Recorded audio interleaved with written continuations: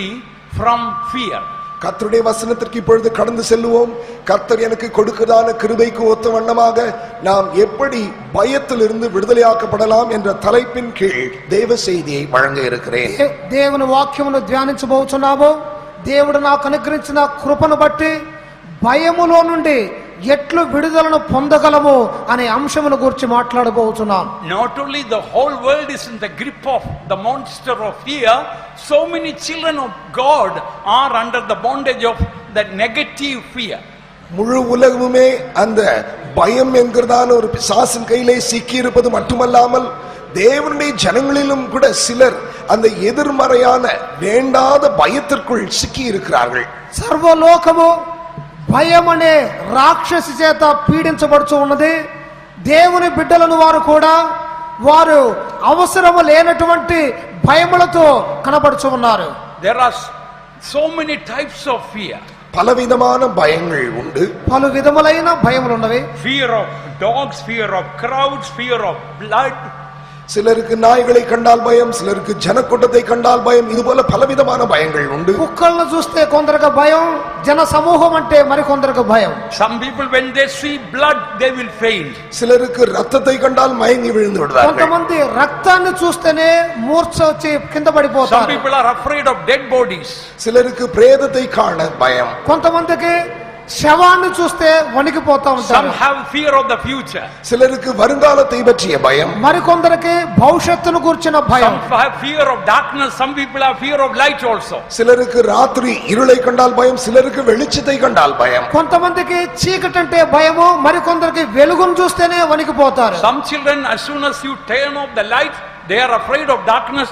You have to keep all night the light on. சிலருடைய வீடுகளிலே சிலருக்கு ராத்திரிலே படுக்க போகும் முன்பாக விளக்கை அணைத்தால் பிள்ளைகளுக்கு பயம். ஆகையால் ராத்திரி முழுவதும் விளக்கு எரிந்து கொண்டுதான் இருக்கும். కొంతమందికి లైట్ ఆఫ్ చేస్తేనే భయం, చీకటి అంటే భయం, రాత్రంతా లైట్ వెలుగుతూనే ఉండాలి. Fear of water, fear of fire.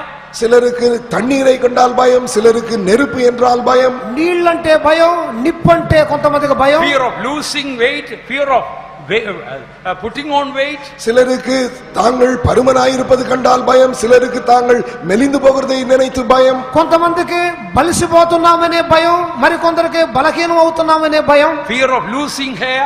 சிலருக்கு தலைமுடி விழுகிறதே என்றதான பயம். కొంతమందికి వెంట్రుకలు ఊడిపోతున్నాయని భయం. Some people have fear of looking up. Some people are fear of looking down. சிலருக்கு கீழே இருந்து மேலே பார்க்க பயம், சிலருக்கு மேலே இருந்து கீழே பார்க்க பயம். మరికొందరికి పైకి చూస్తే భయం, ఇంకొకరికి కిందకు చూస్తే భయం. Some people have got fear of eating. சிலருக்கு சாப்பிடுகிறதை பற்றியான பயம். మరికొందరికి తిండిపోతులం అవుతున్నామనే భయం. Fear of the future, fear of death, fear of sickness, and there are so many fears in the world. வருங்காலத்தை பற்றிய பயம், வியாதியை பற்றிய பயம், மரண பயம், பலவிதமான பயங்கள் உண்டு. భవిష్యత్తును గురించిన భయము, వ్యాధులను గురించిన భయం, మరణము గురించిన భయం. Doctors say some blood pressure, some cancer, some type of stomach ulcer, asthma, and nervous breakdown, indigestion, nightmares, and insomnia, and so many other things are because of fear. சில மருத்துவர்கள் சொல்லுகிறார்கள், சிலருக்கு இரத்த கொதிப்பு, சிலருக்கு புற்றுநோய், சிலருக்கு குடல் பிரச்சனை, சிலருக்கு தூக்கமின்மை, சிலருக்கு அஜீரணம், சிலருக்கு வயிற்றுக் கோளாறு. இவைகளுக்கு எல்லாம் காரணம் பயம், திகில், அச்சமாம். డాక్టర్లు ఏం చెప్తున్నారు? బ్లడ్ ప్రెషర్, రక్తపోటు రావటం, పేగుల్లో పుండ్లు పడటం, ఇట్లాంటి వ్యాధులన్నిటికీ కారణం ఏమిటంటే భయము అని చెప్తున్నారు. Beloved ones, God doesn't want us to have all these negative fear. Only one fear we should have, the fear of God, which is the beginning of wisdom. பிரியமானவர்களே, இப்படிப்பட்ட பயங்கள் தான் எதிர்மறையான பயங்கள். இப்படிப்பட்ட எதிர்மறையான பயங்கள் நமக்கு இருக்க வேண்டும் என தேவன் கொஞ்சம் கூட விரும்புகிறதில்லை. நம்ம எல்லோருக்கும் இருக்க வேண்டிய இன்றியமையாத ஒரே ஒரு பயம், அது தேவ பயம் மட்டுமே. ప్రియులారా, ఇవన్నీ మనకు అవసరం లేనటువంటి భయములు. మనకు ఉండవలసిన ఒకే ఒక భయం, అదేమనగా దేవునికి భయపడవలెను. Very rich people are constantly haunted with fear of losing wealth. சில பணக்காரர்கள், ஐஸ்வர்யவான்களுக்கு தங்களுடைய சொத்து ஆஸ்தி கொள்ளை கொண்டு போய் விடப்படுமோ என்கிறதான அனாவசியமான பயம் அவளை ஆட்கொண்டு இருக்கிறது. కొంతమంది ధనికులకు ఉండే భయం ఏమిటంటే మా యొక్క ఆస్తి అంతా పోతుందేమో అనే భయము కనబడుచున్నది. Cinema stars are afraid of losing the face or the color of the skin, and therefore some of them they insure their skin and face.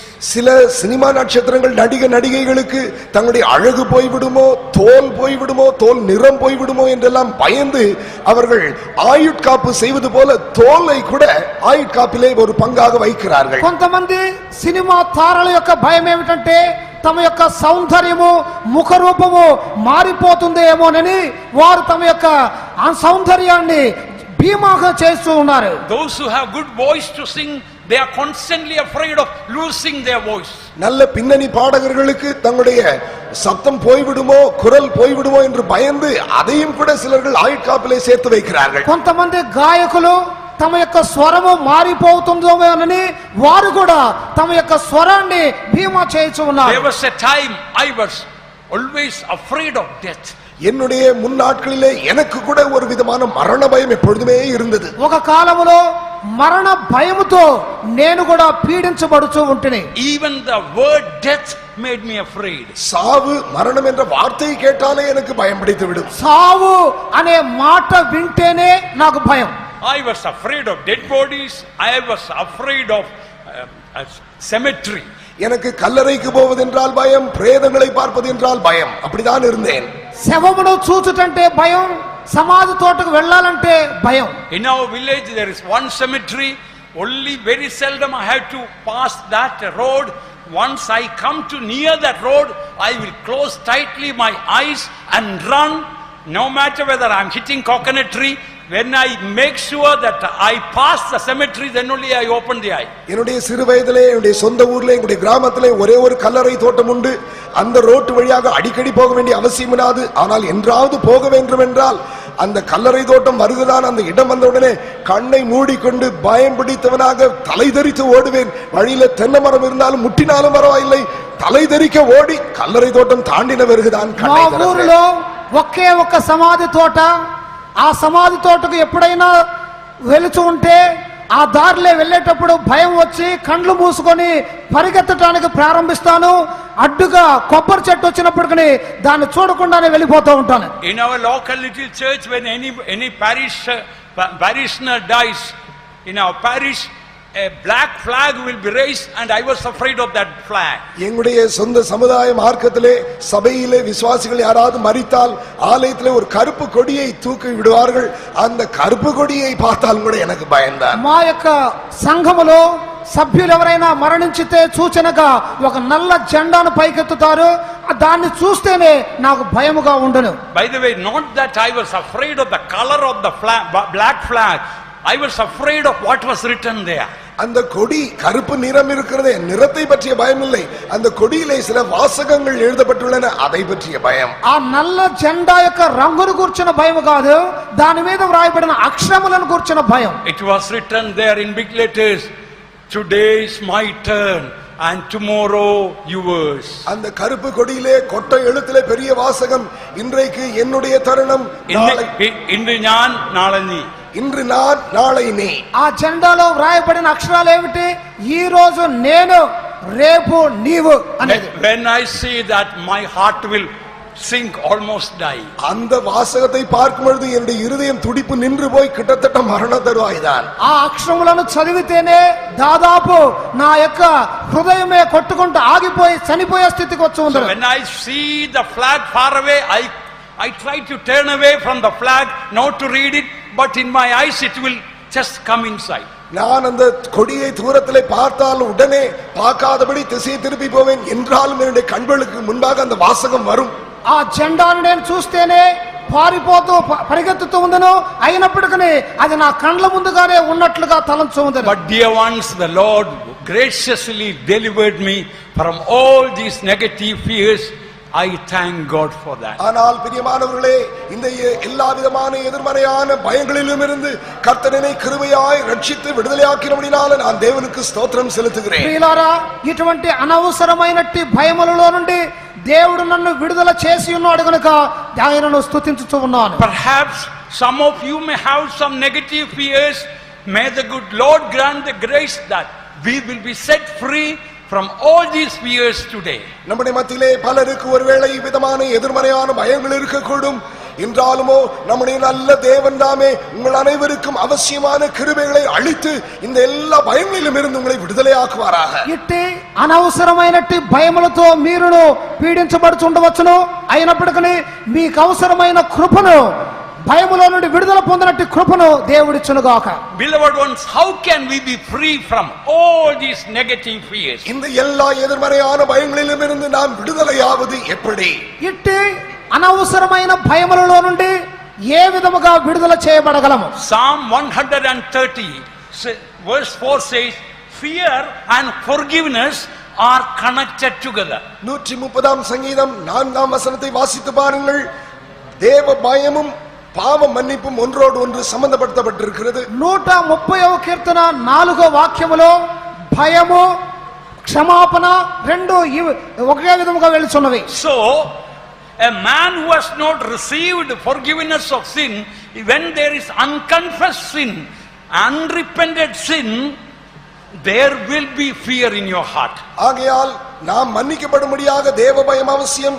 இன்னொரு பக்கத்தில் சொல்ல போனால் ஒருவருடைய வாழ்க்கையிலே பாவம் உண்டு என்றால், அறிக்கை செய்யாத பாவம் உண்டு என்றால், மனஸ்தாபப்படாத பாவம் உண்டு என்றால் அவனுக்குள் அனாவசியமான ஒரு பயம் இருக்கும். ఒకరి జీవితంలో క్షమించబడనటువంటి పాపములు ఉన్న ఎడల వానికి నిశ్చయముగా అవసరం లేనట్టి భయం అనేది వానిలో కనబడును. I have seen number of people while dying looking blank with great fear.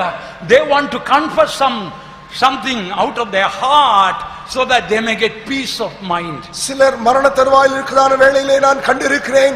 அவளுடைய கண்களை பார்த்தால் ஏதோ வெற்றிடத்தை பார்ப்பது போல இருப்பார்கள்.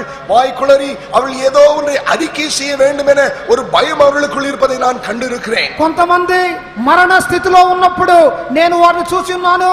వారి యొక్క కండ్లు ఏదో బెదిరిపోతున్నట్టు చూపులు, నోటితో ఏదో చెప్పాలి ఒప్పుకోవాలనే వారి యొక్క వాంఛ బయలుపడుచు ఉండను.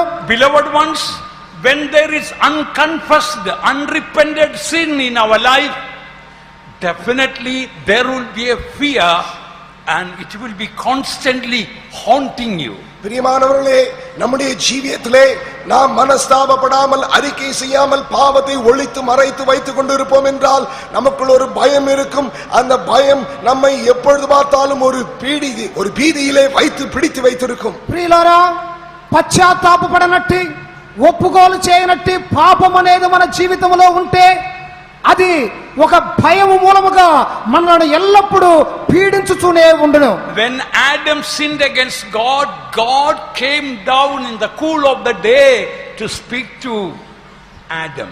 ஆதியிலே ஆதாம் பாவம் செய்த வேளையிலே அந்த ஆதாமோடு பேசும்படியாக தேவன் பகலிலே குளிர்ச்சியான வேளையிலே அவனை தேடி வந்தார். ఆదాము పాపము చేసినప్పుడు వానితో మాట్లాడుటకై దేవుడైన యెహోవా సాయంకాల చల్లని పూట యందు ఆదామును వెదకి వచ్చి ఉన్నాడు. We read in Genesis 3:9 and 10, Adam, where art thou? And he replied, I heard thy voice in the garden and I was afraid. ஆதியாகமம் 3ஆம் அதிகாரம் 9ஆம் 10ஆம் வசனங்கள். அப்பொழுது தேவனாகிய கர்த்தர் ஆதாமை கூப்பிட்டு, நீ எங்கே இருக்கிறாய் என்றார். அதற்கு அவன், நான் தேவரீருடைய சத்தத்தை தோட்டத்திலே கேட்டு நான் நிர்வாணியாயிருப்பதினால் பயந்து ஒளித்துக் கொண்டேன் என்றான். ఆదికాండం 3వ అధ్యాయము 9-10 వాక్యముల్లో దేవుడైన యెహోవా ఆదామును పిలిచి, నీవెక్కడ ఉన్నావనను అతడు, నేను తోటలో నీ స్వరమును విని దాగుకొని ఉన్నాను అని చెప్పి ఉన్నాడు. So when Adam had sinned, because he covered it, when God came, instead of confessing that, he was confessing the result of his sin. Unconfessed sin, that was fear. ஆதாம் பாவம் செய்தது ஒன்று, அவன் அந்த பாவத்தை மூடி வைத்தது அது அடுத்தது.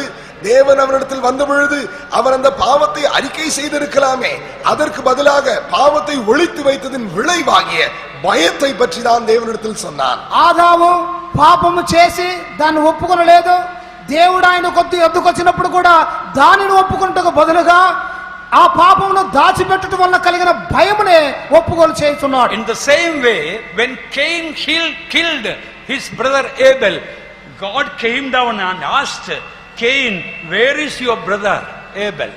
அதே போலவே காயின் தன் சகோதரனாகிய ஆபேலை கொன்ற பிறகு தேவன் அவனிடத்தில் பட்சமாய் இறங்கி வந்து, காயினே, உன் சகோதரன் எங்கே என்று வினாவினார். అదే విధముగా కయ్యూను తన సహోదరుడైన హేబేలును చంపినప్పుడు దేవుడు అడుగుతున్నాడు, కయ్యూనా, నీ సహోదరుడైన హేబేలు ఎక్కడ అని అడిగాడు. In Genesis 4:11, the answer he gives, instead of confessing his sin, he says, everyone that findeth me shall slay me. ஆதியாகமம் 4ஆம் அதிகாரம் 11ஆம் வசனத்திலே அவன் தன்னுடைய பாவத்தை அறிக்கையிடுவதற்கு பதிலாக, இனிமேல் என்னை காண்கிற யாவரும் என்னை கொன்று போடுவார்கள் என்ற பயத்தை அறிக்கை செய்தான். ఆది కాండము 4:11లో ఆయన బదులును నేరుగా చెప్పుటకు బదులుగా, తన పాపమును ఒప్పుకొంటకు బదులుగా, నన్ను చూచువారందరూ నన్నే చంపుదురని చెప్పాడు. So the truth is very simple and plain. If you hide any sin unconfessed, unrepented, particularly after you are born again, remember that fear, even after death, it will follow you. பிரியமானவர்களே, சத்தியம் மிக லகுவானது, மிக தெளிவானது. அறிக்கை செய்யாத எந்த பாவமும் ஒரு பயத்தை உனக்குள் உருவாக்கும். விசேஷமாக நீ மனம் திரும்பி ரட்சிக்கப்பட்ட பிறகு ஏதாவது தவறுகள், பாவங்கள் செய்திருப்பாய் என்றால் அதை அறிக்கை செய்யாமல் ஒளித்து வைத்தால் பயம் இருக்கும். உன்னுடைய மரணத்திற்கு பிற்பாடு கூட அந்த பயம் உன்னை பின்தொடர்ந்து வரும். ప్రియులారా, ఒక సత్యమును వినండి. మారు మనసు పొందిన తరువాత పశ్చాత్తాప పడకుండా ఒప్పుకోలు చేయని పాపం మీలో ఉంటే అది మిమ్మలను మరణమునకు తరువాత కూడా వెంటాడుతూనే ఉండును. Simply don't go by the law of the land, go by the law of the word of God. தேசத்தினுடைய சட்ட திட்டங்களை பின்பற்றி போக வேண்டாம். அதை பார்க்கிலும் மேலான தேவ வசனத்தினுடைய உபதேச சட்ட திட்டங்களை பின்பற்றி செல்லுங்கள். దేశపు చట్టములకు లోబడుట మాత్రమే కాదు, దేవుని వాక్యము యొక్క చట్టములకు లోబడండి.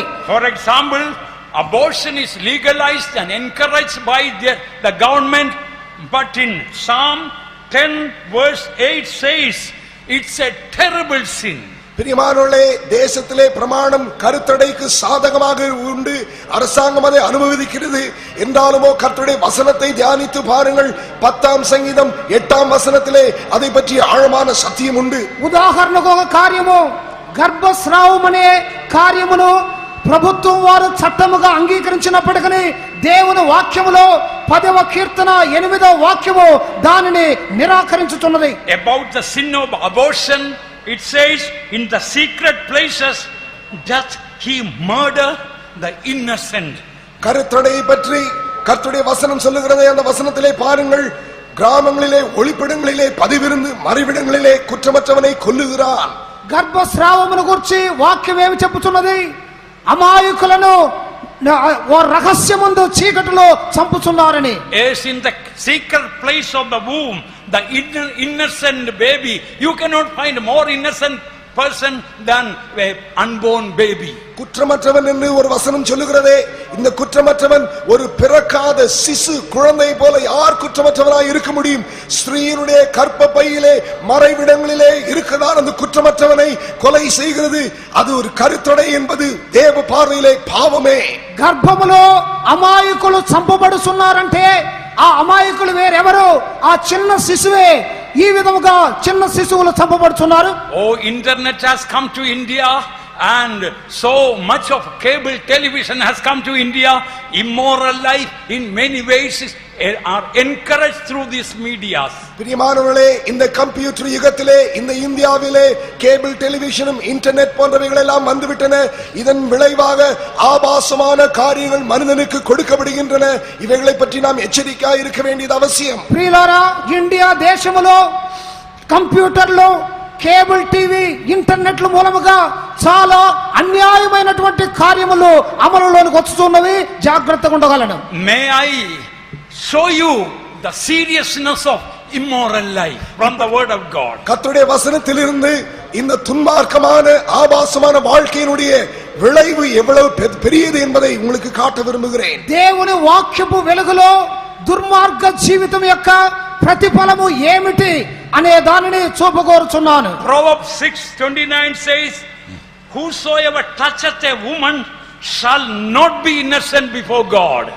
நீதிமொழிகள் 6ஆம் அதிகாரம் 29ஆம் வசனத்திலே, பிறனுடைய மனைவியிடத்தில் பிரவேசிப்பனும் அப்படியே அவனை தொடுகிற எவனும் ஆக்கினைக்கு தப்பான். సామెతలు 6వ అధ్యాయం 21వ వాక్యములో పరస్త్రీని ముట్టువాడు శిక్షా విధికి లోబడకుండా పోడు. You know what is the punishment for that? அப்படிப்பட்டதான பாவத்திற்கு தேவன் விதிக்கும் தண்டனை இது தெரியுமா? అట్టి కార్యమునకు దేవుని శిక్ష ఫలము ఏమో తెలియనా? Proverbs 7:23, till a dart strike through his liver, and as a bird hasteth to the snare, and knoweth not that it is for his life. நீதிமொழிகள் 7ஆம் அதிகாரம் 23ஆம் வசனம், ஒரு குருவி தன் பிராணனை வாங்கும் கண்ணியை அறியாமல் அதில் விழுந்து தீவிரிக்கிறது போலும் அவளுக்கு பின்னே போனான், அம்பு அவன் ஈரலை பிளந்தது. సామెతలు 7వ అధ్యాయం 23వ వాక్యములో ఉరి యొద్దకు పక్షి త్వరపడినట్లును వాని గుండెను అంబు చీల్చు వరకు దాని వెంటనే పోవును. Let me plainly, down to earth terms, let me tell from the word of God. If a person will touch somebody with a wrong intention, word of God says the pain for that person will be for all life, and the pain will be like a dart or an arrow piercing the heart. பிரியமானவர்களே, நான் இந்த காரியத்தை piercing the liver. பிரியமானவர்களே, இந்த காரியத்தை நான் தெளிவாக சொல்ல விரும்புகிறேன். தரை மட்டம் தாழ்த்தி அப்படியே எடுத்து சொல்ல விரும்புகிறேன். தவறான நோக்கத்தோடு எதிர்ப்பாளரை யாராவது தொடுவோம் என்றால், யாராவது இப்படிப்பட்ட பாவத்திற்கு இடம் கொடுப்போம் என்றால், பாவம் அதனுடைய விளைவு தேவனுடைய தண்டனை கொண்டு வந்து ஒரு அம்பு அவனுடைய ஈரலை பாய்ச்சுகிறது போல தேவனுடைய தண்டனை வரும். ప్రియులారా, దేవుని వాక్యం యొక్క సత్యమును నేను చెప్పుచున్నాను. పరస్త్రీలను ఎవడైనా ముట్టిన ఎడల వానికి లభించినట్టు శిక్ష ఫలం ఏమిటంటే ఒక అంబు బాణం అనేది హృదయములో గుచ్చుకున్నట్లుగా వెళ్ళను.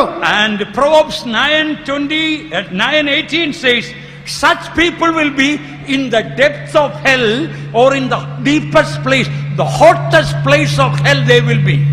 நீதிமொழிகள் 9ஆம் அதிகாரம் 18ஆம் வசனத்திலே அப்படிப்பட்டவருடைய இடம், அவர்களுடைய விருந்தாளிகள் நரக பாதாளங்களில் கிடக்கிறார்கள், நரகத்திலும் ஆழமான பாதாளத்திலே அவர்கள் கிடப்பார்கள். సామెతలు 9వ అధ్యాయం 18వ వాక్యములో అటువంటి వారు వెళ్ళు స్థలమేదనగా ప్రేతలుండునట్టి పాతాళ కూపములోనికి వెళ్ళుదురు. That's why Saint Paul says in 1 Corinthians 7:1, it is better not to touch a woman. ஆகையால் தான் 1 கொரிந்தியர் 7ஆம் அதிகாரம் 1ஆம் வசனத்திலே ஸ்திரீயை தொடாமல் இருப்பது நல்லது என்று பவுல் பேசுகிறார். కాబట్టి 1 కొరింథీ 7వ అధ్యాయం 1వ వాక్యములో పౌలు రాస్తున్నాడు, స్త్రీని ముట్టకుండుట మనుషునికి మేలు. By the way, let me add, this is not connected to the married life and married family. I am telling about a person touching a stranger. பிரியமானவர்களே, இதை பற்றி நான் சொல்லுகிறது நீங்கள் தவறாக புரிந்து கொண்டு விவாகத்துக்கு விரோதமாக பேசுகிறோம் என்று யோசிக்க கூடாது. இது விவாகத்திற்கு அப்பாற்பட்ட ஒரு தீய நோக்கத்தோடு உள்ளதான காரியத்தை பற்றியே நான் பேசுகிறேன். ప్రియులారా, ఈ కార్యములను చెప్పుట వలన మేమేదో వివాహములకు విరోధముగా మాట్లాడుతున్నామని అనుకునవద్దు. వివాహ బాంధవ్యమునకు అన్ని వేరుగా చేయనటువంటి కార్యములనే ఖండించున్నాము. D.L. Moody, a great saint who lived a century, 1.5 centuries ago, says a person who does such sin how to repent all his life. பிரியமானவர்களே, கிட்டத்தட்ட 150 வருஷங்களுக்கு முன்பதாக ஊழியம் செய்த ஒரு பிரபலமான கிறிஸ்தவ ஊழியக்காரராகிய D.L. மூடி என்பவர் இப்படிப்பட்ட பாவங்களை செய்தவர்கள் ஒரு முறை மட்டுமல்ல வாழ்நாள் முழுவதும் அவள் மனம் திரும்பிக் கொண்டே இருக்க வேண்டும் என்று சொல்லிக் கொடுத்திருக்கிறார். D.L. మూడి అనే భక్తుడు 150 సంవత్సరములకు ముందుగా జీవించిన ఆయన చెప్పుచున్నాడు, ఇటువంటి పాపముల్లో పడిన వారు తమ జీవితాంతం వరకు బాధపడుతూనే ఉండవలనని. Definitely for such people fear of death will haunt.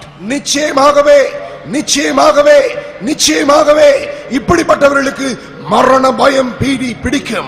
నిశ్చయముగా, అతి నిశ్చయముగా ఇటువంటి వారిని మరణ భయం అనేది పీడించుచూనే ఉండను.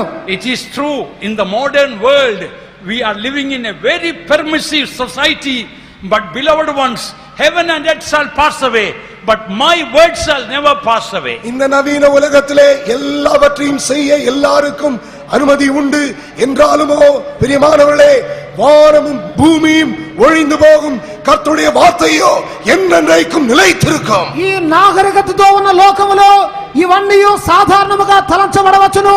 అయితే దేవుని యొక్క వాక్యము, ఆకాశము భూమి గతించినను దేవుని వాక్యము గతించపోదు. You may hide so many sins from your wife, but remember, Bible says your prayers will not be answered. உன்னுடைய பாவங்களை உன்னுடைய மனைவிக்கு சொல்லாமல் நீ மறைத்து வைத்திருக்கலாம் என்றாலுமோ உன்னுடைய ஜெபங்கள் தேவனுக்கு அருவருப்பு என்றும் தேவனுடைய ஜெபங்களை கேட்க மாட்டா என்றும் வசனம் சொல்லுகிறது. నీవు చే పాపములను నీ భార్యకే బయల్పరచకుండా ఉండవచ్చును. వాక్యము చెప్పుచున్నది నీ ప్రార్థనలు ఆలకించబడవని. Before your marriage or after your marriage, such sins happened. Unless you confess and ask forgiveness from your spouse, remember, your hearts will never be married. You may be legally married, but your spirits will not be married. நீங்கள் விவாகத்திற்கு முன்னதாகவோ விவாகத்திற்கு பின்னாகவோ இப்படிப்பட்ட பாவங்களிலே ஈடுபட்டு இருப்பீர்கள் என்றால் அவைகளை நீங்கள் அறிக்கை செய்து துணைவன் துணைவியோடு மன்னிப்பு கேட்டு ஒப்புரவாகாவிட்டால் சட்ட பிரகாரமாக நீங்கள் விவாகமாக இருக்கலாம். உங்களுடைய இருதயங்கள், உங்களுடைய ஆவிகள் ஒரு மெய்யான விவாகத்திலே பிரவேசிக்காது. మీ వివాహమునకు ముందుగానో వివాహమునకు తరువాతనో మీరు ఇటువంటి చేసి మీ యొక్క జీవిత భాగస్థులతో వాటిని ఒప్పుకోలుగా చేయకపోతే మీరు శారీరకముగా చట్టపూర్వకంగా వివాహమై ఉండవచ్చును. అయితే మీ ఆత్మలలో ఇమిడి ఉండలేరు. Because of the shortage of time, all the verses I don't want to read, but the relevant portions I will read. நேரம் குறுகினபடினாலே எல்லா வசனங்களையும் சொல்ல நேரம் இல்லை. இதற்கு நெருங்கிய சம்பந்தமுள்ள சில வசனங்களை மட்டும் சொல்லி செல்ல விரும்புகிறேன். అన్ని వాక్యములు చెప్పడానికి సమయం లేదు. మిక్కిలి అవసరమైన వాటిని మాత్రమే చెప్పబోతున్నాను. In 1 Peter 3 verse 7 and 8 we read, likewise ye husbands dwell with them according to knowledge, giving honor unto the wife, lest your prayers be not hindered. 1 பேதுரு 3ஆம் அதிகாரம் 7ஆம் 8ஆம் வசனங்களிலே நாம் பார்க்கிறோம், அந்தபடி புருஷர்களே மனைவியானவள் பலவீன பாண்டமாயிருக்கிறபடியினால் உங்கள் ஜெபங்களுக்கு தடை வராதபடிக்கு நீங்கள் விவேகத்தோடு அவர்களுடைய வாழுங்கள். 1 పేతురు 3వ అధ్యాయము 7వ వాక్యములో, అటువలే పురుషులారా జీవమును కృపావరములో మీ భార్యలు మీతో పాలువై ఉన్నారని ఎరిగి బలహీనమైన ఘటములని భార్యలను సన్మానించుడి. Finally be ye all of one mind. 8ஆம் வசனம், மேலும் நீங்கள் எல்லோரும் ஒரு மனப்பட்டவர்களாய் இருங்கள். 8వ వాక్యము, తుదకు మీరందరూ ఏక మనస్కులై ఉండుడి. If your spirits are divided and wife has her own hidden sins which she has not confessed to the husband has some hidden sins which he has not confessed to the wife, you may be living under one roof. Remember, before God, in your spirits are not married. பிரியமானவர்களே, இப்படிப்பட்டதான காரியங்களை குறித்து ஜாக்கிரதையாக இருங்கள். மனைவியும் புருஷனும் என்கிறதான விஷயத்திலே புருஷனிடத்தில் மனைவி தன்னுடைய ரகசிய பாவங்களை அறிக்கை செய்யாமல் இருந்தால், புருஷன் மனைவியிடத்திலே தன்னுடைய ரகசிய பாவங்களை அறிக்கை செய்யாவிட்டால் ஒரே கூரையின் கீழ் இருப்பீர்கள். தேவனுக்கு முன்பாக சொல்லுகிறேன், உங்களுடைய ஆவிகள் விவாகத்திலே இணைந்திருக்காது. ప్రియులారా, ఈ కార్యములను జ్ఞాపకం చేసుకోనండి. ఒకే కప్పు కింద ఉన్నటువంటి భార్య భర్తలు వారి యొక్క తప్పిదములను ఒకరితో ఒకరు ఒప్పుకోలు చేసుకోకపోతే వారి ఆత్మలు ఇమర్చబడిన వారుగా ఏకముగా జీవించలేరు. Of course, if you are not wise enough in dealing in that matter, you can see and consult a matured servant of God. Then the servant of God will give you advice how to confess, when to confess, how to prepare the heart of the spouse for that. இந்த காரியங்களிலே எப்படி செய்ய வேண்டும் என்கிறான ஞானம் உங்களுக்கு இல்லை என்றால் நல்ல அனுபவம் உள்ள மூத்த ஊழியக்காரர்களை அணுகுங்கள். அவர்கள் உங்களுக்கு புத்திமதி சொல்லி தருவார்கள்.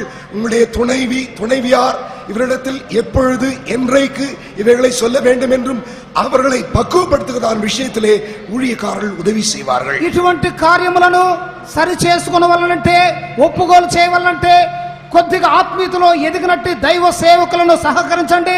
వారు ఎప్పుడు ఏ విధముగా వీటిని సరి చేయవలనో ఆలోచన చెప్పుదురు. We already read, if you are not of one mind, if you are not united, Bible very clearly says your prayers will be hindered. நீங்கள் இசைவாய் இணைக்கப்பட்டு ஒரு மனதாய் இராவிட்டால் உங்களுடைய ஜெபங்களுக்கு தடைகள் உண்டாகும். మీరు ఏక మనస్కులుగా ఐక్యము కలిగి ఉండకపోతే ప్రార్థనలకు ఆటంకము కలుగును అని వాక్యం చెబుతున్నది. As long as you have unconfessed sins in your life, fear will be haunting you. அறிக்கை செய்யாத பாவங்கள் இருக்கும் என்றால் பயம் உங்களை பிடித்துக் கொள்ளும். ఒప్పుకోలు చేయనట్టి పాపములు మీలో ఉంటే భయము మిమ్మలను పీడించుతూనే ఉండును. That fear may appear in various ways. அந்த பயம் பல விதங்களிலே உங்களுக்குள் வெளிப்படும். ఆ భయము పలు విధములుగా బయలుపడుచూ ఉండును. You may say, I have fear about traveling. எனக்கு பிரயாணத்தை பற்றிய பயம் உண்டு என்று சொல்லுவீர்கள். ప్రయాణం చేయటం గురించిన భయము నాకున్నదనవచ్చును. About fear about water, they cannot touch water. சில அப்படிப்பட்டவர்கள் எனக்கு தண்ணி பக்கமே போக முடியாது, தண்ணியை கண்டால் பயம் என்று சொல்லுவார்கள். నీళ్లను గురించిన భయము కొంతమందికి ఉండును. But the root is, when we trace it right down, there is something unclean in the heart. இந்த பயங்களுக்கெல்லாம் வேர் எங்கே இருக்கிறது என்பதை தேடி கண்டுபிடிக்க போவோம் என்றால் அறிக்கை செய்யாத பாவம் இருதயத்தில் இருக்கிறது என்று அர்த்தம். ఈ భయములన్నిటికీ వేరు ఎక్కడున్నది అని అడిగితే ఒప్పుకోలు చేయనటువంటి పాపమే దానికి కారణము. Once a child of God, he only ate a piece of cake which had alcoholic some portion. ஒரு முறை ஒரு தேவனுடைய பிள்ளை தான் உண்டதான அந்த கேக்கிலே ஏதோ கொஞ்சம் மதுபானம் சேர்த்து செய்திருக்கிறாள். அதை ஒரு முறை அவர் கொஞ்சம் கடித்து புசித்தார், அவ்வளவுதான். ఒక దేవుని బిడ్డ ఒకసారి మద్యపానములో ముంచబడినట్టు ఒక కేకు ముక్కను తిని ఉన్నాడు. That night he had a dream. அன்று இரவு அவருக்கு ஒரு சொப்பனம் உண்டானது. ఆ రాత్రి ఆయన ఒక కల కన్నాడు. He was going to heaven and there was a customs in the border, and customs officers asked to open the bag and found out a liquor bottle, and customs officer told, your place is that prison, go there. இவர் அன்று இரவு சொப்பனத்திலே இவர் பரலோகத்திற்கு எடுத்து செல்லப்படுவதாக சொப்பனம் கண்டார். போகிற வழியிலே சுங்க இலாக்கா அதிகாரிகள் அங்கு இருந்து ஒவ்வொருவரையும் தடை செய்து பரிசோதித்து பார்த்து இவருடைய பெட்டியை திறந்து அங்கே மதுபான புட்டி ஒன்றை எடுத்து அதை பார்த்த உடனே இடத்தில் சொன்னார்கள், உனக்கு இங்கு போக முடியாது, உன்னுடைய இடம் அந்த காவல் அறை என்று அனுப்பினார்கள். కలలో ఆయన పరలోకమునకు వెళ్ళుచున్నాడు. వెళ్ళుచున్నప్పుడు అక్కడ ఒక ఎక్సైజ్ అధికారులను సంధించవలసిన సందర్భం. వాళ్ళు ఆయన బ్యాగ్ను తెరిచి చూస్తే సారాయి సీసా దాంట్లో ఉన్నది. దాని కారణముగా నీ స్థలము నరకం, వెళ్ళు అని చెప్పారు. He was shocked and got up out of the bed. The first thing that he did, the remaining cake he took out and threw into the dustbin. அவர் சொப்பனம் கண்டு எழுந்தவுடனே அதிர்ச்சி அடைந்தவராக பயந்து போய் உடனடியாக போய் மீதி இருக்கிறதான அந்த கேக்கு துண்டை எடுத்து வீசி எறிந்து விட்டார். ఆయన ఈ కలను కన్నప్పుడు వెంటనే లేచాడు, మేలుకొని లేచాడు, వెళ్ళి మీది ఉన్నటువంటి మిగిలి ఉన్న ఆ కేక్ ముక్కను పారేశాడు. Our God is a holy God. நம்முடைய தேவன் பரிசுத்தமான தேவன். మన దేవుడు పవిత్రుడైన దేవుడు. And God wants his people to be holy people. நம்முடைய ஜனங்கள் பரிசுத்த ஜனமாய் இருக்க வேண்டும் என தேவன் வாஞ்சிக்கிறார். తన జనులు పరిశుద్ధులుగా ఉండగోరుచున్నారు. We are a chosen generation. நாம் தேவனால் தெரிந்து கொள்ளப்பட்டதான சந்ததி. మనము ఏర్పరచబడిన జనులు. A royal priesthood. ராஜரீக ஆசாரிய கூட்டம். రాజరికమైన యాజక A సమూహం. holy nation. பரிசுத்த ஜாதியா. పరిశుద్ధమైన జాతి A వారము. peculiar people. விசேஷித்த ஜனம். మనము దేవునికి విశేషమైన జనులము. Delivered from darkness and brought into the marvelous light to show forth his good deeds. இருளின் அதிகாரத்திலிருந்து நம்மை விடுதலையாக்கி ஆச்சரியமான ஒளிநிலத்திற்கு கொண்டு வந்து சேர்த்தவருடைய புண்ணியங்களை அறிவிக்கும்படியாக தேவன் நம்மை பரிசுத்த ஜாதியாராக தெரிந்தெடுத்திருக்கிறார். చీకటి శక్తులలో నుండి విడుదల చేసి ఆశ్చర్యకరమైన వెలుగులోనికి తెచ్చి ఉన్నాడు. ఎందుకంటే ప్రభువు యొక్క మంచి కార్యము సత్కార్యములను ప్రకటించుటకు గాను. We already heard from the word of God, fear and forgiveness, they go together. ஏற்கனவே வசனத்திலே கண்டோம், பயம் மன்னிப்பு இவைகள் இரண்டும் ஒன்றோடு ஒன்று சம்பந்தப்படுத்தப்பட்டன. వాక్యములో చూసి ఉన్నాము, భయము క్షమాపణ అన్నవి ఒకదానితో ఒకటి ఐక్యముగా వెళ్ళను. If you cannot forgive somebody, definitely you will have fear of death. உனக்கு யாராவது மற்றொருவரை மன்னிக்க முடியவில்லை என்றால் உன்னுடைய வாழ்க்கையிலே முடிவிலே மரண பயம் உன்னை பிடிக்கும். నీవు ఎవరినైనా క్షమించలేని స్థితిలో ఉన్నావా, నిన్ను మరణ భయం అనేది పీడిస్తూనే ఉండను. For example, look at Joseph's brothers. Joseph's brothers hated him, and we read in chapter 50 Genesis that brothers were afraid of Joseph. உதாரணமாக யோசேப்புடைய சரித்திரத்தை எண்ணி பாருங்கள். யோசேப்புடைய சகோதரர்கள் யோசேப்பை முகாந்திரம் இல்லாமல் பகைத்தார்கள். ஆதியாகமம் 50ஆம் அதிகாரத்துக்கு வந்து பார்த்தால் யோசேப்புக்கு ஒன்றுமல்ல, மற்ற சகோதரர்களுக்கு பயம் பிடித்தது. యోసేపు యొక్క జీవితమును చూడగా ఆదికాండము 50వ అధ్యాయములో కారణము లేకుండా యోసేపు సహోదరులు ఆయనను ద్వేషించి ఉన్నారు కాబట్టి భయము వారిని పట్టుకొనెను. King Saul hated David and the Bible says Saul was afraid of David. Saul ராஜா தாவீதை பகைத்தான். வேதம் சொல்லுகிறது சவுலுக்கு பயம் பிடித்தது. సౌలు దావీదును ద్వేషించెను. వాక్యములో ఏమి రాయబడి ఉన్నది? భయము చేత సౌలు పీడించబడ్డాడు. Dear child of God, if you cannot forgive someone, remember you will have constant fear in you. You may not show it, but deep down in your heart your conscience will be dictating fear, fear, fear. அருமையான தேவனுடைய பிள்ளையே, மற்றவர்களை நீ மன்னிக்காமல் நீ அவைகளை பற்றிய குறைகளை உள்ளத்திலே வைத்திருப்பாய் என்றால் ஒருவேளை வெளிப்படையாக நீ ஒன்றும் காட்ட மாட்டாய். உள்ளத்துக்குள்ளே ஒரு பயம் இருக்கும். உன்னுடைய மனசாட்சி அவரை பார்க்கும் பொழுது எப்பொழுது பார்த்தாலும் பயம் பயம் பயம் என்றே பேசிக் கொண்டிருக்கும். ప్రియులారా, ఇతరులను క్షమించినటువంటి కార్యములు మీ జీవితంలో ఉన్న ఎడల బాహ్యముగా బయలుపరచకపోయినప్పటికీ మీ అంతరంగములో భయం భయం భయముతో వణుకుచూ ఉందరు. In 1 John chapter 4:18 says fear has got torment, perfect love casteth out fear.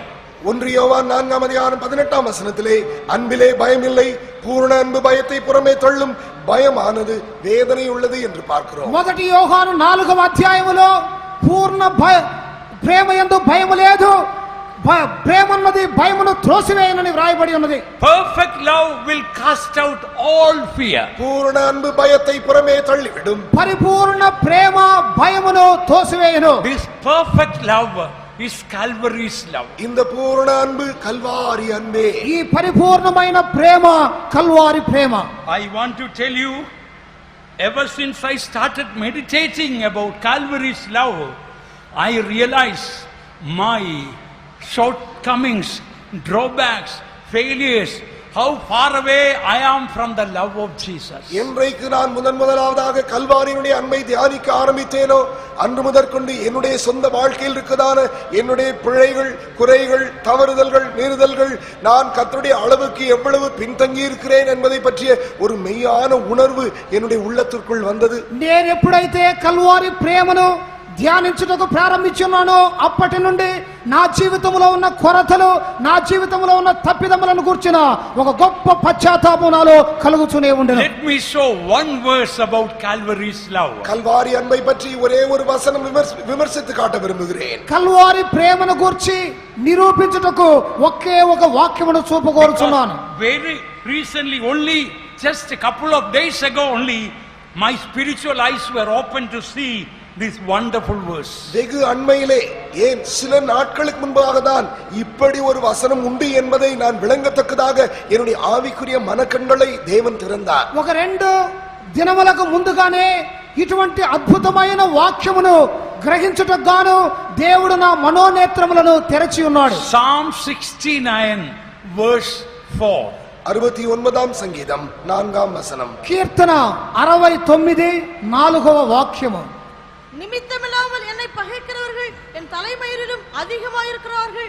வீணாக எனக்கு சத்துருக்களாகி என்னை சங்கரிக்க வேண்டும் என்று இருக்கிறவர்கள் பலத்திருக்கிறார்கள். நான் எடுத்துக்கொள்ளாததை நான் கொடுக்க வேண்டியதாயிற்று. They that hate me without a cause are more than the hairs of mine head. They that would destroy me, being mine enemies wrongfully, are mighty.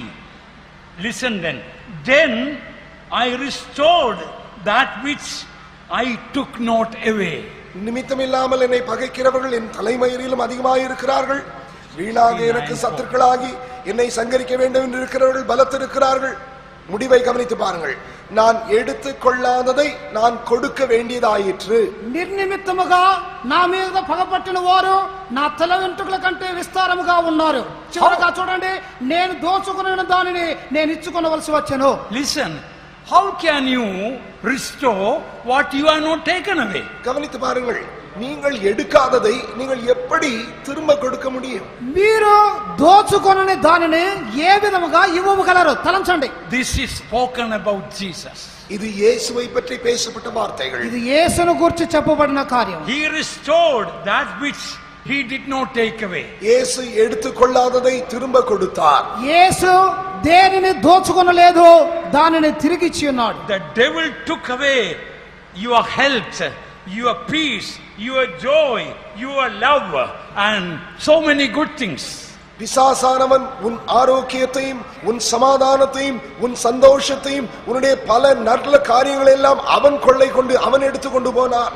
సాతానుడు నీ యొక్క ఆరోగ్యమును, నీ యొక్క ఆస్తులను, నీ సమాధానమును, సంతోషమును, ఎన్నో కార్యములను దోచుకొని పోయి ఉన్నాడు. But Jesus restored health, and he is restoring health and peace, joy, love, etc. ஆனாலும் இயேசுவோ தான் எடுத்துக்கொள்ளாததை நமக்கு ஆரோக்கியமாக, அன்பாக, சமாதானமாக, சந்தோஷமாக இயேசு திரும்ப கொடுத்து கொண்டே இருக்கிறார். యేసు ప్రభు అయితే దోచబడినట్టి మన యొక్క ఆరోగ్యమును, ఆశీర్వాదములను, సంతోష సమాధానమును తిరిగి ఇచ్చుచున్నాడు.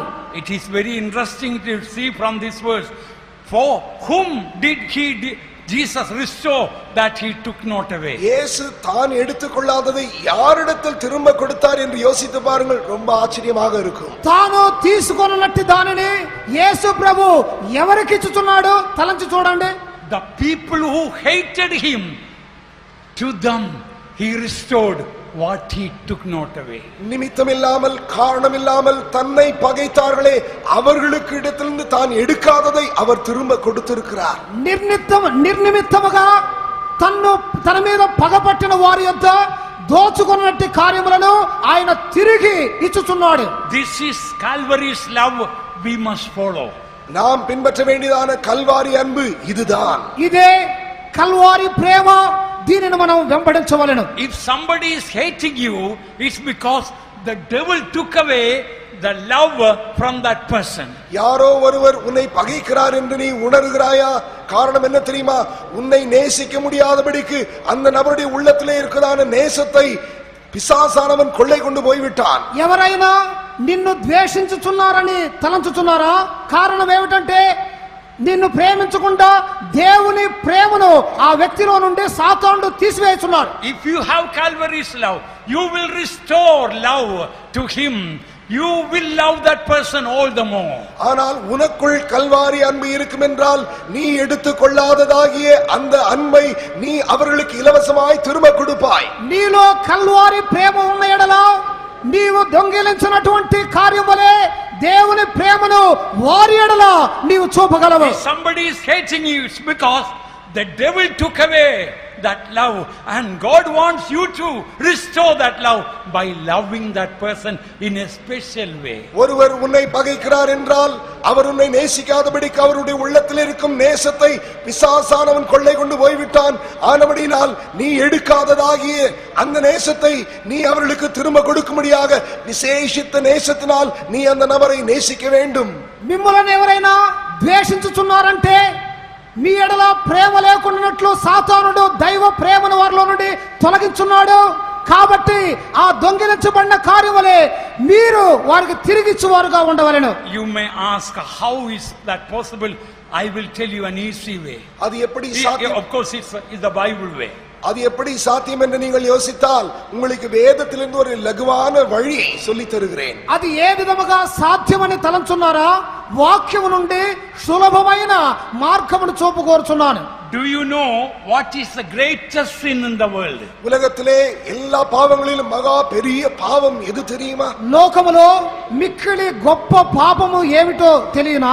If you know what is the greatest sin in the world, then you will see the importance of that sin. எல்லா பாவங்களிலும் பெரிய பாவம் இதுதான் என்பதை நீ விளங்கிக் கொள்ளுவாய் என்றால் அதனுடைய முக்கியத்துவத்தை நீ உணருவாய்.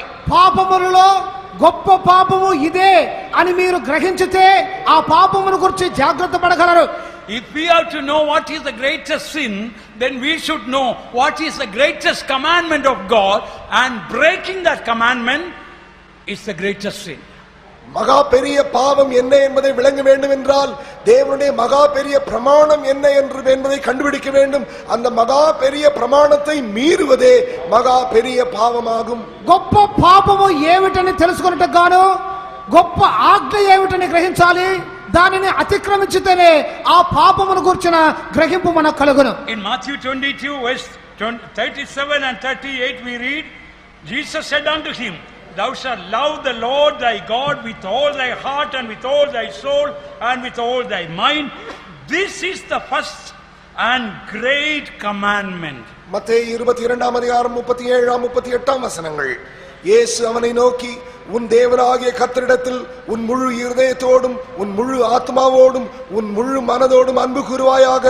இது முதலாம் பிரதான கட்டளை, கற்பனை. మత్తయి సువార్త 22వ అధ్యాయములో ప్రభువు చెప్పుచున్నాడు, నీ దేవుడైన యెహోవాను నీ పూర్ణ హృదయముతోను పూర్ణ ఆత్మతోను పూర్ణ మనసుతోను ప్రేమించవలెను. ఇదే ముఖ్యమైన మొదటి ఆజ్ఞ. So the greatest commandment is loving God with all heart. If that is so, the greatest sin is not loving God with all our heart. பிரதான கற்பனை முழு இருதயத்தோடும் தேவனிலே அன்பு கூறுவது என்றால் பிரதான பாவம் தேவனிலே அன்பு கூறாமல் இருப்பதே. ప్రధానమైన ముఖ్యమైన ఆజ్ఞ దేవుణ్ణి ప్రేమించటము. అంటే మొదటి ముఖ్యమైన పాపం ఏమిటంటే ఆయనను ప్రేమింపకుండా ఉండటమే.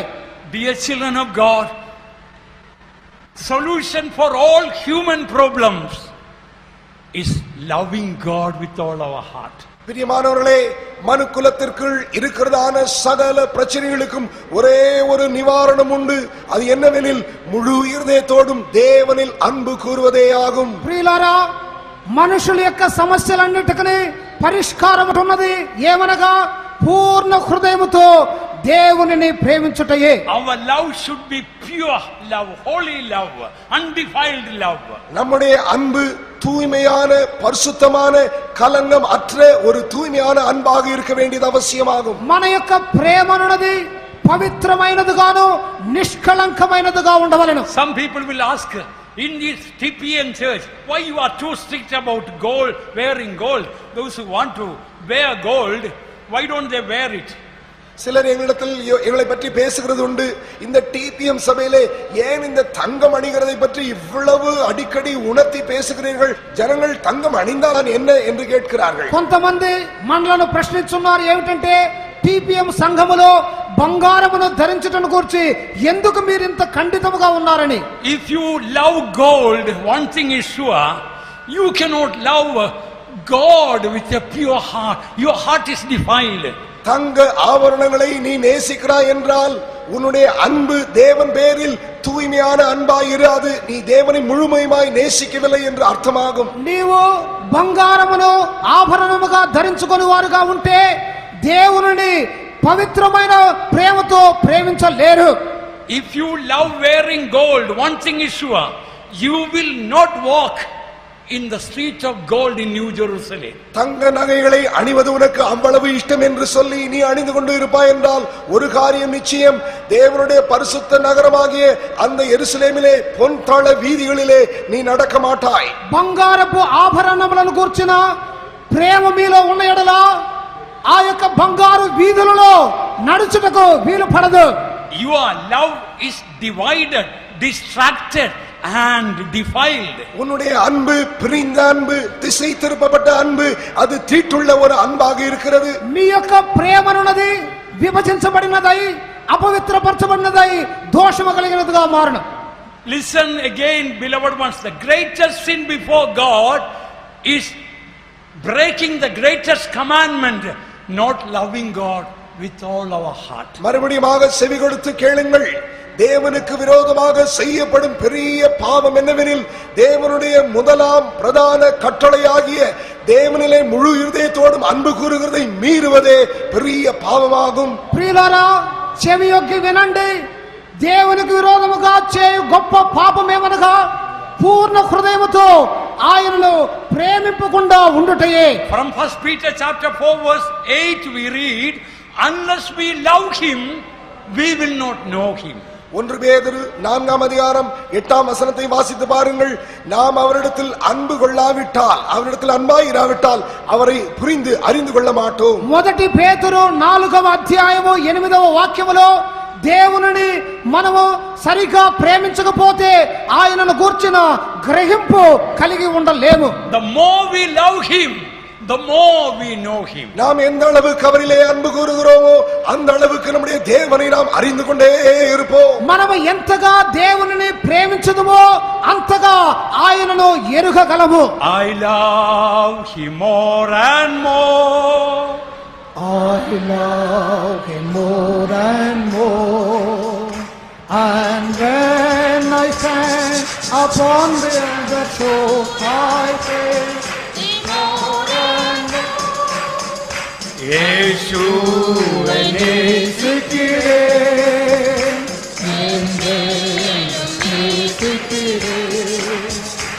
அக்காரையில் நான் என்றும் அவரை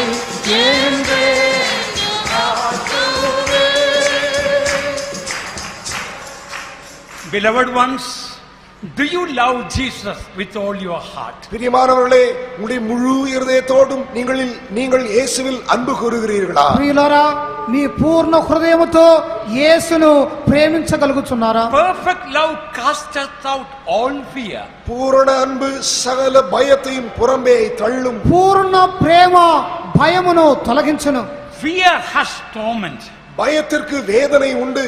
భయం అనేది పీడించుచూ ఉండును. Why do people take medicine? Although every Christian knows, almost every Christian knows from the Bible, Jesus' death and stripes were for forgiveness and healing. உலகத்தில் உள்ள கிட்டத்தட்ட எல்லா கிறிஸ்தவர்களுக்குமே பரிசுத்த வேதாகமத்திலிருந்து இது நன்றாக தெரியும்.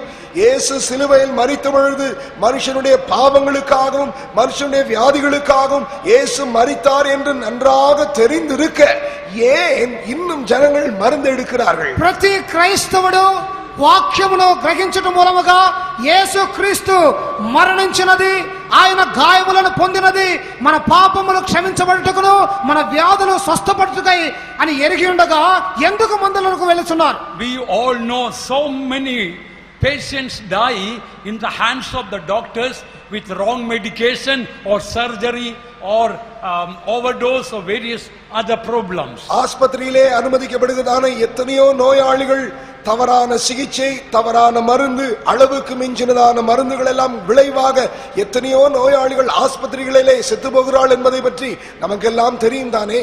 తప్పైన విధముగా మందులను వాడటం వలన, శాస్త్ర చికిత్సకు లోగవటం వలన ఎంతో మంది డాక్టర్ల చేత మరణించున్న విషయం మనకు తెలిసినదే. Most of the people take medicine because they have fear of death. எத்தனையோ பேர் மருந்து எடுப்பதனுடைய காரணம் மரிக்க பயம், மரண பயம் அவர்களுக்குள் உண்டு. చనిపోతామనే భయం వలనే అనేకులు మందులను వెదకి వెళుచూ ఉన్నారు. They are afraid after death, where am I going to go? அவர்களுக்குள் இருக்கிறதான பயம் என்ன தெரியுமா?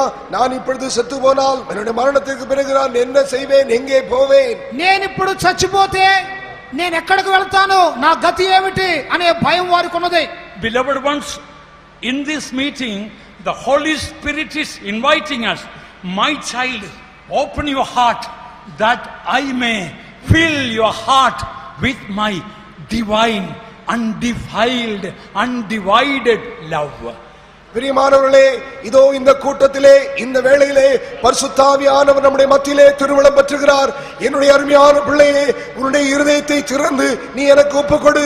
அப்பொழுது என்னுடைய தூய்மையான களங்கமற்ற பிரிவில்லாத தெய்வீக அன்பை உன்னுடைய உள்ளத்திலே நான் ஊற்றுவேன் என்று சொல்லுகிறார். ప్రియులారా, ఈ కూటములో పరిశుద్ధాత్ముడు సెలవిస్తున్నాడు, నా బిడ్డలారా మీ హృదయములను తెరవండి, నేను దైవికమైనట్టి పవిత్రమైన విభజించలేని నా దైవిక ప్రేమతో మీ హృదయములను నింపుదును. Based on the word of God, may I tell you that measurement or how to measure your love for Jesus. கர்த்தருடைய வேதத்தை அடிப்படையாக வைத்து உங்களிடத்தில் ஒரு காரியத்தை சொல்லித் தர போகிறேன். நமக்கு கர்த்தருக்குள் இருக்கிறதான அன்பு எவ்வளவு இருக்கிறது என்பதனுடைய அளவுகோலை எப்படி கண்டுகொள்வது? మనలో ఉన్నట్టి దైవ ప్రేమ యొక్క పరిమాణము ఎంతగా ఉన్నదో వాక్యం మూలముగా తెలియజేయకోరుచున్నాను. It is shocking, but it is true based on the word of God.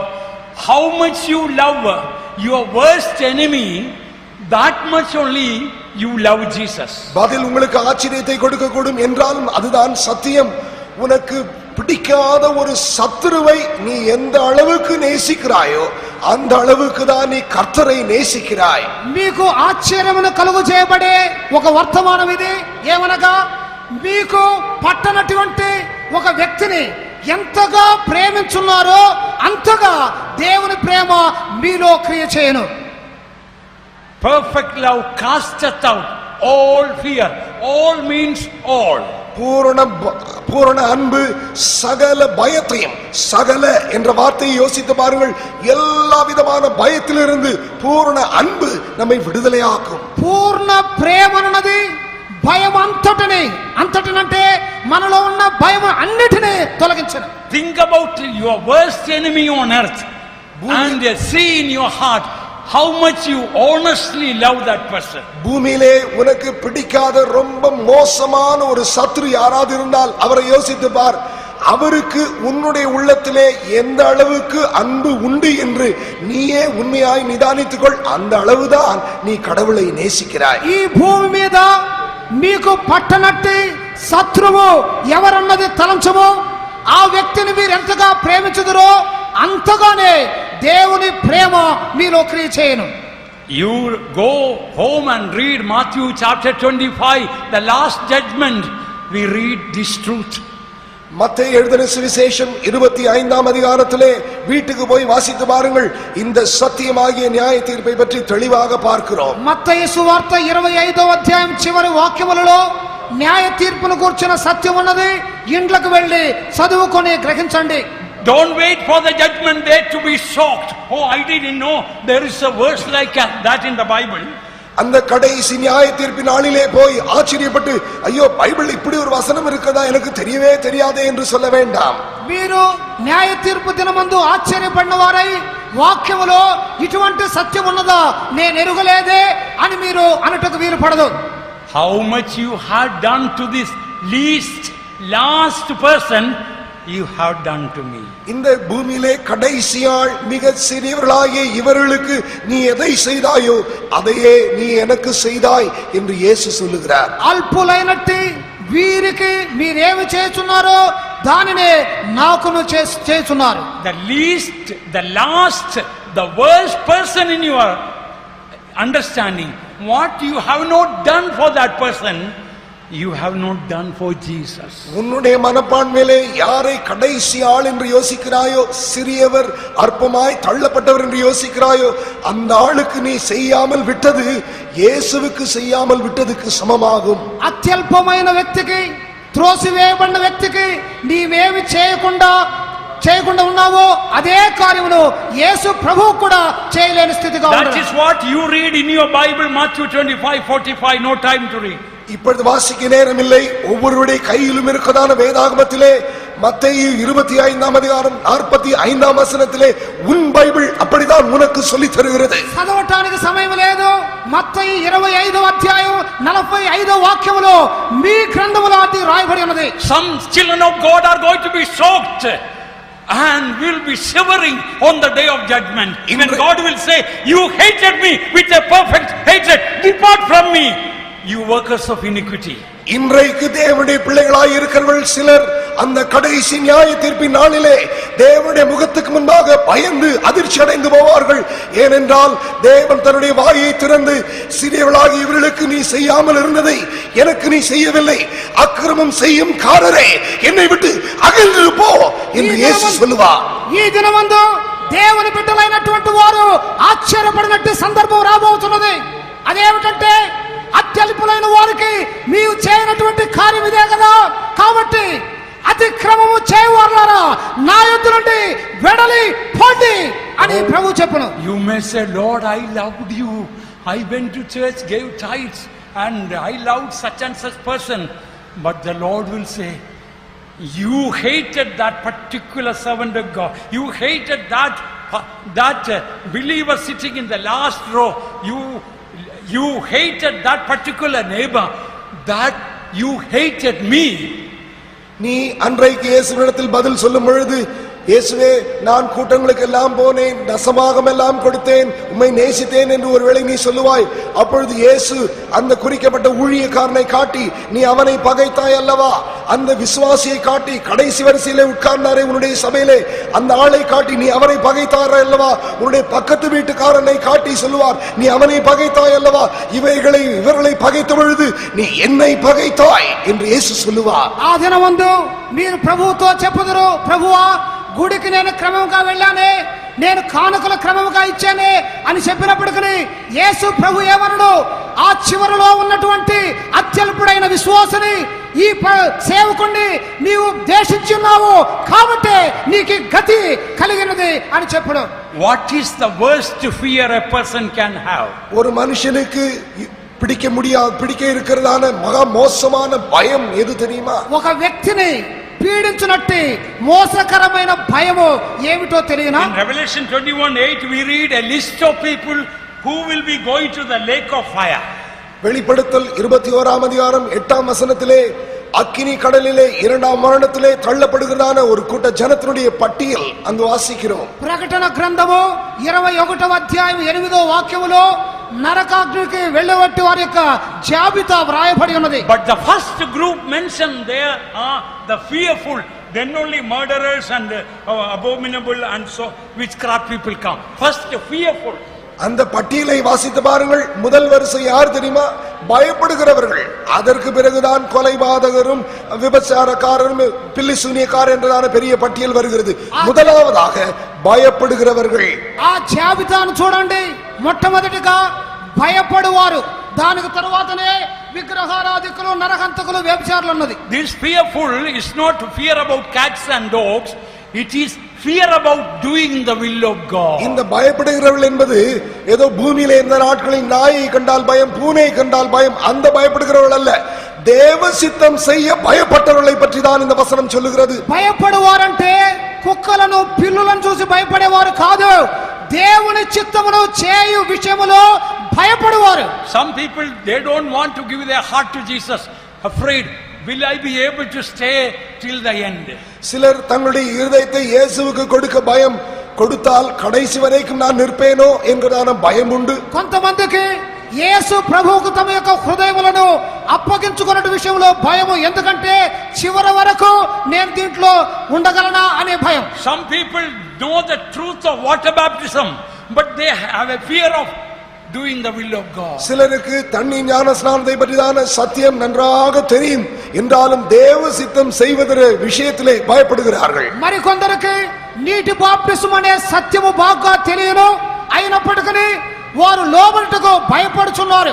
Some people have got a real calling to serve God, but they are afraid of doing the will of God. They are afraid to come to serve God. சிலருக்கு கர்த்தருடைய ஊழியத்திற்கு வர வேண்டும் என்கிறதான அழைப்பும் நிச்சயமும் உறுதியாய் உண்டு, என்றாலுமோ ஊழியத்திற்கு வருவதற்கு அவர்களுக்கு பெரிய பயம். మరి కొందరికైతే దైవ సేవను కూర్చున్న పిలుపు, ప్రకటన అన్నీ ఉన్నాయి, దేవుని సేవకు వచ్చుటకు భయపడుచు ఉన్నారు. Calvary's love, perfect love, casteth away all fear. Kalvari அன்பு, அந்த பூரண அன்பு சகல பயத்தையும் புறமே தள்ளும். కల్వారి ప్రేమ, సంపూర్ణమైన ప్రేమ భయమును తొలగించును. Do you know who is the worst person on the earth? பூமியிலே இருக்கிறதான மகா மோசமான ஆள் யார் தெரியுமா? భూమి మీద ఉండనట్టి ముఖ్యలే మోసకరమైన వ్యక్తి ఎవరో తెలియనా? It is not Osama bin Laden. அது ஒசாமா பின் லாடன் அவர் அல்ல மோசமான ஆள். ఒసామా బిన్ లాడెన్ కాదు మోసమైన వ్యక్తి. The worst person on earth is the one who got the best chance to serve the best person, the Lord Jesus Christ, and rejected it. பூமியிலே இருக்கிறதான மோசமான ஆள் மகா சிறந்தவராகிய மகா பெரிய தேவனுக்கு ஊழியம் செய்யும்படியான ஒரு நல்ல தருணம் உள்ளங்கை நெல்லிக்கனி போல கிடைத்தும் அதை மீறின மனுஷனே மகா மோசமான ஆள். దేవునిని సేవించుటకు అవకాశము కలిగినప్పటికీ, పిలుపు కలిగినప్పటికీ దానిని త్రోసివేయవాడే భూమి మీద కనబడినట్టు మోసమైన వ్యక్తి. Look at Judas Iscariot. யூதாஸ் இஸ்காரியத்தை கவனித்து பாருங்கள். యూదా ఇస్కరియోతును చూడండి. He became the worst person on earth. பூமியிலே மகா மோசமான ஒரு மனுஷன் என்ற பெயரை பெற்று விட்டார். ఆయనే భూమి మీద మోసమైన వ్యక్తిగా మారి ఉన్నాడు. He had the best chance to serve the best person, the Lord Jesus, but he rejected it. மகா சிறந்த நபராகி இயேசு கிறிஸ்துவுக்கு ஊழியம் செய்கிறதான மகா பெரும் ஸ்லாக்கியத்தை அவன் பெற்றான். என்றாலும் அதை மீறி விட்டபடினாலே கேட்டின் மகன் என்ற பெயரை பெற்றான். అతి శ్రేష్ఠుడైనట్టి యేసు ప్రభువుకు సేవ చేసే ధన్యత లభించినప్పటికీ దానిని పోగొట్టుకొని మోసకరమైన వ్యక్తిగా మారాడు. Is there a worse person seated here? You got a clear calling to serve God and the Lord is calling you and giving an opportunity. Are you rejecting and becoming the worst person on earth? கர்த்தருக்கு ஊழியம் செய்யும்படியான அழைப்பை பெற்று நல்ல தருணம் வாய்ப்பு இவைகள் எல்லாம் உனக்கு கொடுக்கப்பட்டும் இதோ இந்த நாட்களிலே அவருக்கு ஊழியம் செய்ய நீ வராமல் மறுதலித்து போகிறதான இந்த மண்டபத்திலே அப்படிப்பட்ட மோசமான ஆள் யாராவது உண்டோ? దేవుని సేవను కూర్చున్నట్టు ఉన్నతమైన ప్రకటన పొందిన వాడవై అవకాశము లభించినప్పటికీ వాటిని నిరాకరించుచు ఈ యొక్క హాల్లో కూర్చొని నీవును మోసకరమైన వ్యక్తిగా కనబడుతున్నావా? Beloved ones, the best person on earth, he got the best chance to serve the best person and got the calling and he did. That is the best person. இந்த உலகத்தில் இருக்கிறதான சகல மனுவர்க்கத்தினரிலும் சிறந்த நல்ல மனுஷன் யார் தெரியுமா? நல்ல சிறந்த தேவனாகிய இயேசு கிறிஸ்துவுக்கு ஊழியம் செய்யும்படியாக சிறந்த வாய்ப்பு தன்னுடைய பக்கத்தில் வந்த பொழுது அதை கைவசமாய் எடுத்துக்கொண்டு அவருக்கு ஊழியம் செய்கிறவனே பூமியிலே சிறந்த மனுஷன். ఈ భూమి మీద చాలా మంచి వ్యక్తి ఎవరంటే సేవ నిమిత్తమైన ఉన్నత పిలుపును కలిగి మంచి అవకాశములను పొంది వాటిని సద్వినియోగపరచుకుని వాడే ఈ భూమి మీద మంచి వ్యక్తి ఉన్నాడు. Remember, the first group of people who will go to the lake of fire are the fearful, those who are afraid to do God's will. நன்றாக ஞாபகத்தில் வைத்துக் கொள்ளுங்கள். அக்கினி கடலிலே தள்ளப்படுகிறான கூட்டத்திலே முதலாவது போய் சேருகிறவர்கள் பயகிறவர்கள், அவர்கள் தேவ சித்தம் செய்ய பயப்பட்டவர்கள்.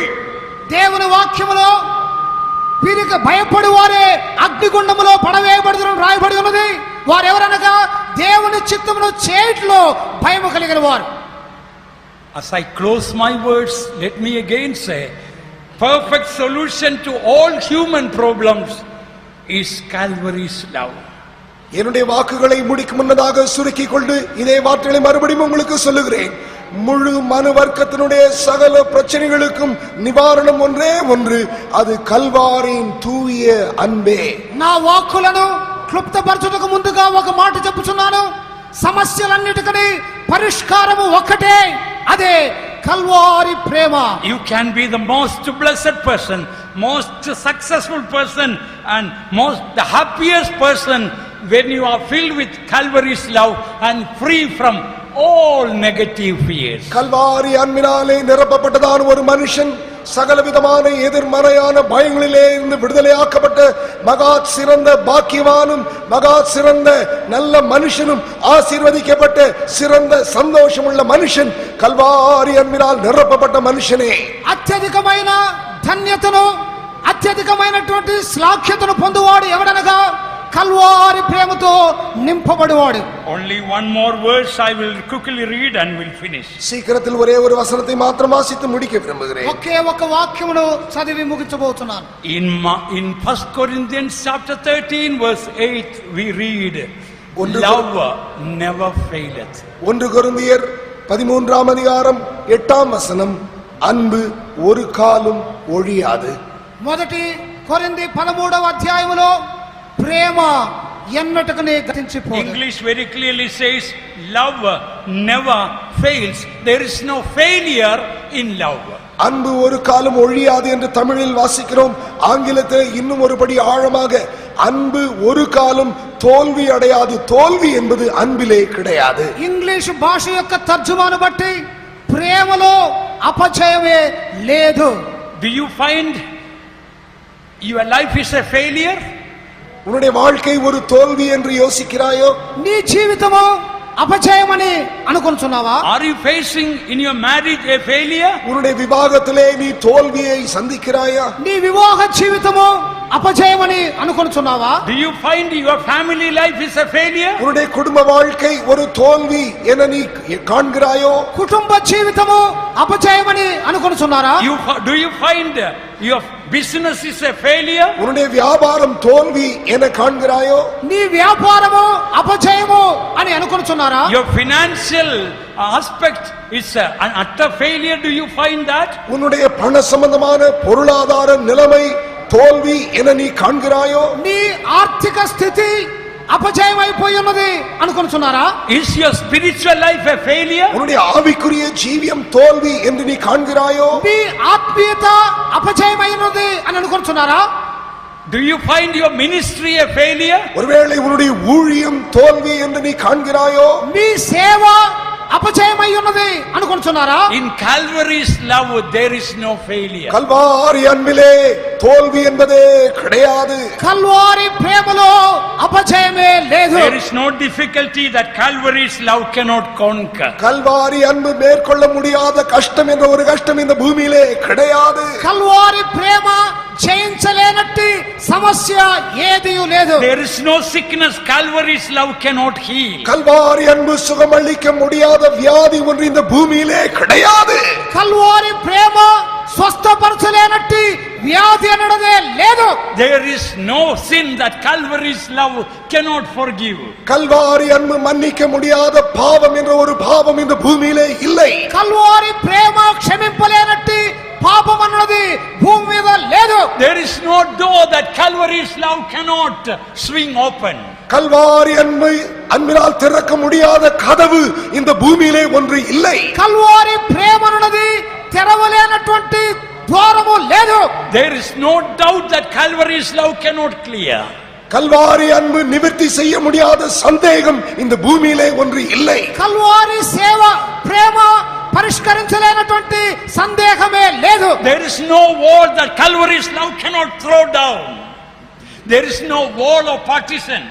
கல்வாரி அன்பு தகர்க்க முடியாத சுவர் மதில் என்று ஒன்று கிடையாது. కల్వారి ప్రేమ పగలగొట్టలేనట్టి అడ్డు గోడ లేదు. How complicated may be your problem, how difficult may be your situations, I tell you, Calvary's love can conquer them all. உன்னுடைய பிரச்சனைகள் எவ்வளவு குழப்பங்களும் இச்சைகளும் நிறைந்ததாக இருந்தாலும், உன்னுடைய நிலவரம் எவ்வளவு இடுக்கண் இக்கட்டாக இருந்தாலும் சரி, கல்வாரி அன்பு இவைகள் எல்லாவற்றையும் மேற்கொள்ள வல்லமை உள்ளது. మీ సమస్యలు మీ యొక్క పరిసరములు ఎంత క్లిష్ట పరిస్థితులుగా ఉన్ననో కల్వారి ప్రేమ వాటన్నిటిని పరిష్కరించగలదు. When that Calvary's love will fill your heart, you will not have a fear whether I will be left behind at the rapture.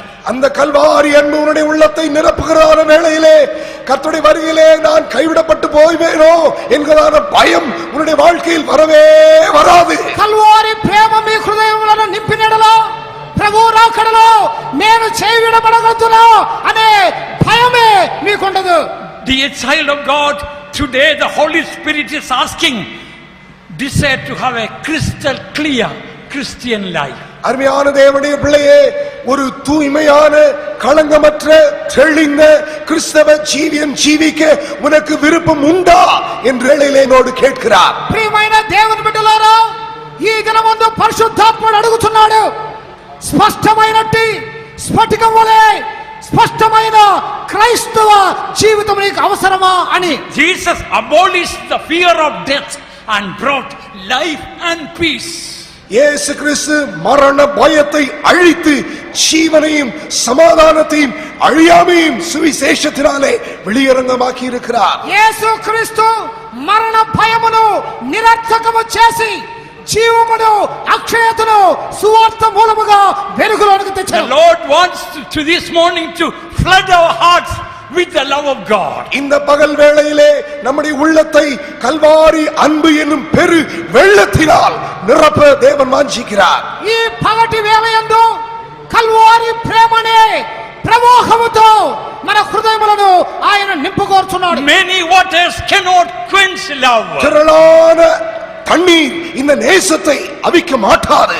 విస్తార జలములు ఈ ప్రేమను ఆర్పలేవు. Oh, let that love of God flood our hearts this morning, beloved ones. பிரியமானவர்களே, இந்த பகல் வேளையிலே இப்பொழுது தேவனுடைய அன்பு நம்முடைய உள்ளத்திலே பெரும் வெள்ளம் இறைச்சல் போல வந்து இறங்குவதாக.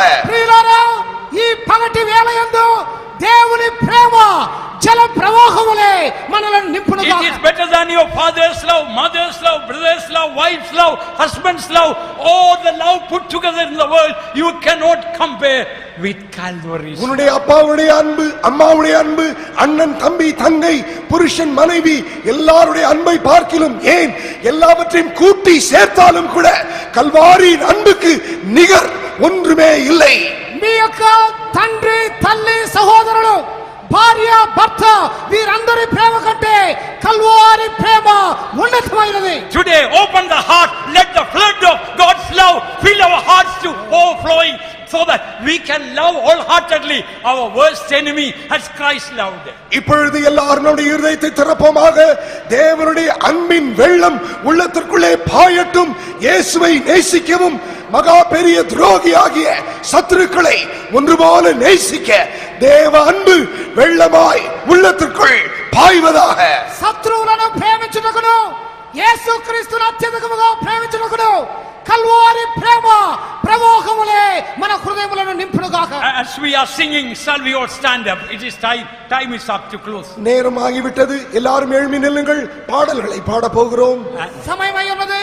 దయచేసి లేచి నిలబడండి. And please open the heart. எல்லாரும் இருதயத்தை திறமுங்கள். అందరూ హృదయములను తెరవండి. Again I tell you, please don't stand on the choir mat.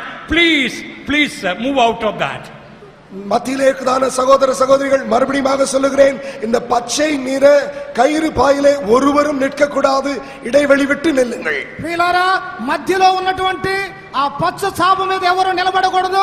మీరు దయచేసి ఇటు పక్కకు రావాలి. I feel in my spirit, all those who open the heart, the Lord is going to flow with his heavenly, divine, glorious, dynamic love. யார் யார் தங்களுடைய இருதயத்தை திறக்கிறீர்களோ அவர்களுக்குள்ளாக வல்லமையுள்ள தூய்மையான பரலோக பரிசுத்த அன்பை தேவன் ஊற்ற போகிறார் என்று நான் நிச்சயிக்கிறேன். ఎవరైతే హృదయములను తెరుచున్నారో వారి హృదయములో దైవికమైన పవిత్రమైన దేవుని ప్రేమ నింపును.